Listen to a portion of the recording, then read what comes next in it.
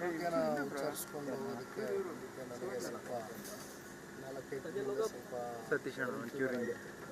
ಆರೋಗ್ಯದಲ್ಲಿ ಏರುಪೇರಾಗಿತ್ತು. ಆವಾಗ ಬರ್ಲಿಕ್ಕೆ ಆಗಿರಲಿಲ್ಲ. ಫೋನಲ್ಲಿ ಮಾತನಾಡಿದ್ದಕ್ಕೆ ಯಾರು ಒಂದು ಆರೋಗ್ಯ ವಿಚಾರಿಸ್ಕೊಂಡು ಹೋಗೋಣ.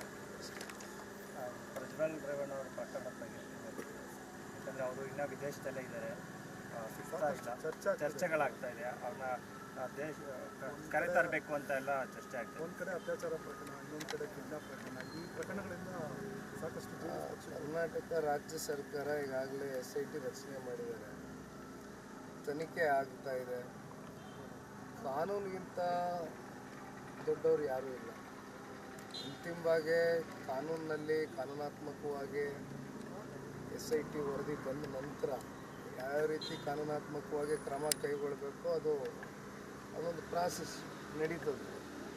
ಹಾಗೆ ಅದ್ರ ಬಗ್ಗೆ ನಾನೇನು ಹೆಚ್ಚಾಗಿ ಚರ್ಚೆ ಮಾಡಿ ಈ ವಿಚಾರದಲ್ಲಿ ಜಾಸ್ತಿ ಟಾರ್ಗೆಟ್ ಆಗ್ತಿರುವಂಥದ್ದು ಕುಮಾರಸ್ವಾಮಿ, ದೇವೇಗೌಡ, DK ಬ್ರದರ್ಸ್ ಅಂತೂ ಒಂದು ಹೆಜ್ಜೆ ಮುಂದೆ ಹೋಗಿ ದೊಡ್ಡ ಮಟ್ಟದಲ್ಲಿ ಟಾರ್ಗೆಟ್ ಮಾಡ್ತಿದ್ದಾರೆ. ಸೊ ಈ ಟಾರ್ಗೆಟ್ ರಾಜಕಾರಣಕ್ಕೆ ನೀವೇನು ಹೇಳ್ತೀರಾ? ದೇವೇಗೌಡರು ಕುಮಾರಸ್ವಾಮಿ ಅವರು ತಂದು ಹೇಳ್ತಿರೋದಕ್ಕೆ ಈ ಒಂದು ಪ್ರಕರಣವನ್ನು ರಾಜಕೀಯವಾಗಿ ಅದನ್ನು ಒಂದು ರೀತಿ ರಾಜ್ಯದ ಜನತೆಗೆ ತಪ್ಪು ಸಂದೇಶ ಕೊಡ್ತಕ್ಕಂಥದ್ದಕ್ಕೆ ಇವತ್ತು ಮಾನ್ಯ ದೇವೇಗೌಡರು ಸಾಹೇಬರು, ಕುಮಾರಣ್ಣವರು ಹಲವಾರು ವರ್ಷಗಳಿಂದ ಯಾವ ರೀತಿ ವಿಶೇಷವಾಗಿ ದೇವೇಗೌಡರು ಸಾಹೇಬರು ವಿಶೇಷವಾಗಿ ಒತ್ತಿ ಹೇಳ್ತೀನಿ, ದೇವೇಗೌಡರು ಸಾಹೇಬರು ಯಾವ ರೀತಿ ಅವರ ಒಂದು ವೈಯಕ್ತಿಕ ಬದುಕು ತೆರೆದ ಪುಸ್ತಕ, ಅದರಲ್ಲೇನು ಮುಚ್ಚುಮರೆ ಏನಿಲ್ಲ. ಅವರಾಗಲಿ ನಮ್ಮ ಅಜ್ಜಿ ಚೆನ್ನಮ್ಮನವರಾಗಲಿ ಬಹುಶಃ ಈಗ ನಮ್ಮಂಥ ಯುವಕರಿಗೆ ಒಂದು ಸ್ಫೂರ್ತಿ, ಯಾವ ರೀತಿ ದಂಪತಿಗಳು ಯಾವ ರೀತಿ ಆದರ್ಶವಾಗಿ ಭಾಳ ಬದುಕಬೇಕು ಅಂತಕ್ಕಂಥದ್ದಕ್ಕೆ ಅವ್ರಿಗಿಂತ ಒಂದು ಉದಾಹರಣೆ ಕಣ್ಣು ಮುಂದೆ ಇವತ್ತು ನನಗ್ಯಾರೂ ಕಾಣೋದಿಲ್ಲ.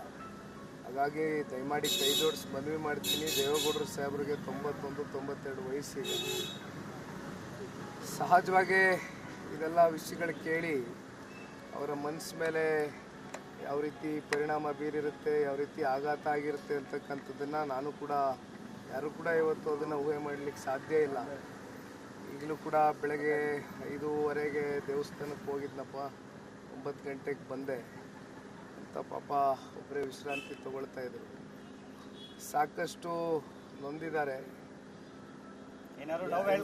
ಎಲ್ಲದಕ್ಕಿಂತ ಜಾಸ್ತಿ ಬಹುಶಃ ಇಡೀ ರಾಜ್ಯದ ಜನತೆಗೂ ಕೂಡ ದೇವೇಗೌಡರು ಸಾಹೇಬ್ರ ಮೇಲೆ ಇವತ್ತು ಯಾವ ರೀತಿ ಪರಿಣಾಮ ಬೀಳಿರುತ್ತೆ ಮನಸ್ಸಿಗೆ ಅಂತಕ್ಕಂಥದ್ದು ಬಹುತೇಕ ನಮ್ಮೆಲ್ಲರ ಮೇಲೆ ಇರ್ತಕ್ಕಂಥ ಒಂದು ವಿಷಯ. ಸಾಕಷ್ಟು ನೋವಲ್ಲಿದ್ದಾರೆ ನಮ್ಮ ಅಜ್ಜಿ, ನಮ್ಮ ತಾತ.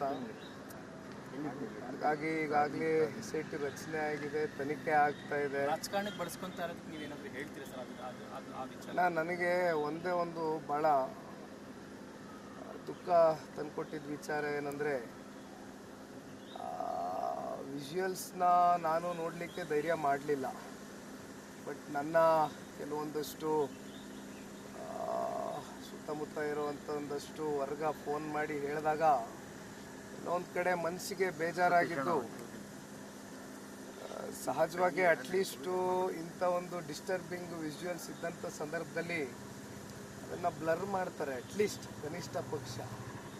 ಆದರೆ ಪಾಪ ಆ ಹೆಣ್ಮಕ್ಳನ್ನ ಇವತ್ತು ಸೋಷಿಯಲ್ ಮೀಡಿಯಾನಲ್ಲಿ ಹಲವಾರು ಪ್ಲ್ಯಾಟ್ಫಾರ್ಮ್ಗಳಲ್ಲಿ ಓಪನ್ ಆಗಿ ಅವರ ಮುಖ ಕಾಣೋ ರೀತಿಯಲ್ಲಿ ಇವತ್ತು ಅದನ್ನು ರಾಜ್ಯದ ಜನತೆಗೆ ಇವತ್ತು ತೋರಿಸಿರ್ತಕ್ಕಂಥದ್ದು ನಿಜಕ್ಕೂ ಕೂಡ ಎಲ್ಲೋ ಒಂದು ಕಡೆ ಅದ್ರ ಬಗ್ಗೆನೂ ಹೆಚ್ಚಿನ ಒಂದು ತನಿಖೆ ಆಗಬೇಕು ಅಂತಕ್ಕಂಥದ್ದು ನನ್ನ ಒಂದು ವೈಯಕ್ತಿಕ ಅಭಿಪ್ರಾಯ. ಒಂದು ಪ್ರಜೆಯಾಗಿ ಇವತ್ತು ನಾನು ಕೇಳ್ತಾ ಇರ್ತಕ್ಕಂಥ ಪ್ರಕರಣ ಇಟ್ಕೊಂಡು ದೇವೇಗೌಡರ ಫ್ಯಾಮಿಲಿ ಟಾರ್ಗೆಟ್ ಮಾಡ್ತಿದ್ದಾರೆ. ಅಂದರೆ ಈ ಒಂದು ಪ್ರಕರಣ ಇಟ್ಕೊಂಡು ದೇವೇಗೌಡ ಕುಮಾರಸ್ವಾಮಿನ ರಾಜಕೀಯವಾಗಿ ಮುಗಿಸ್ಬೇಕು ಅಂತಕ್ಕಂಥ ಏನಾದ್ರು ಷಡ್ಯಂತ್ರ ಆಗಿದೆಯಾ? ಅದು ಸಾಧ್ಯನೂ ಆಗುತ್ತಾ? ನೋಡಿ, ಇಲ್ಲಿ ಈ ವಿಷಯಕ್ಕೆ ಸಂಬಂಧಪಟ್ಟಂತೆ ದೇವೇಗೌಡರ ಸಾಹೇಬ್ರಿಗಾಗಲಿ ಕುಮಾರಣ್ಣ ಅವ್ರಿಗಾಗಲಿ ಇದು ಅವ್ರನ್ನ ನಾವು ಈ ಒಂದು ಪ್ರಕ್ರಿಯೆಗೆ ತಗೊಂಡು ಬರ್ತಕ್ಕಂಥದ್ದು ನನ್ನ ಅಭಿಪ್ರಾಯದಲ್ಲಿ ಸೂಕ್ತ ಅಲ್ಲ.